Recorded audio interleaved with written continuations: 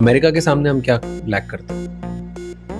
America के पास क्या है, बिजनेस इंटरनेशनल अपॉर्चुनिटीज ज़्यादा हैं, एंटरप्रेन्योर का पूरा माहौल है वहाँ पर, और गवर्नमेंट भी उसी हिसाब से सपोर्टिव है। तो इस वजह से हमारे यहाँ क्या है ना कि चूंकि इलेक्शंस है, तो इलेक्शंस में क्या है कि एक मेजॉरिटी पब्लिक को ध्यान दिया जाता है, और जो एंटरप्रेन्योर हैं, जो बड़े कारपोरेट हैं, उनको कोई ध्यान नहीं देता है, और ना ही वो लोग कभी इशू बने रहते हैं कभी किसी इलेक्शन का। जैसे डोनाल्ड ट्रंप ने कहा कि हम सरकारी नौकरी खत्म करें, लोगों ने इसको सपोर्ट में वोट दे के जिताया।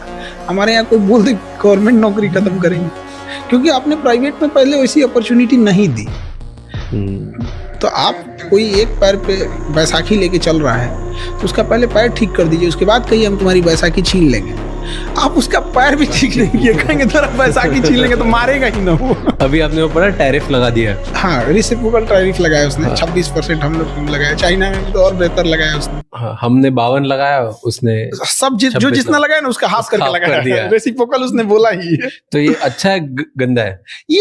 ये उसके देश के हिसाब से है। हर देश को अपना हिसाब से राइट है करने का। तो जब टैरिफ बढ़ाते घटाते हैं तो कभी इंपोर्ट पे फायदा होता है तो एक्सपोर्ट पे, तो डिपेंड करता है कि हम कितनी चीजों का इंपोर्ट एक्सपोर्ट कर रहे होते हैं।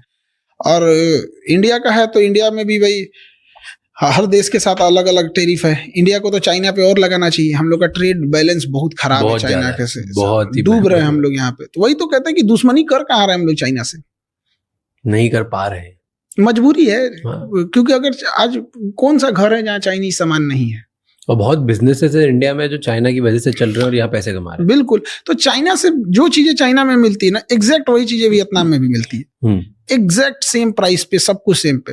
हमको ये नहीं समझ में आता है कि इंडिया वियतनाम से प्रीफर करे। एटलीस्ट वियतनाम चाइना का दुश्मन है।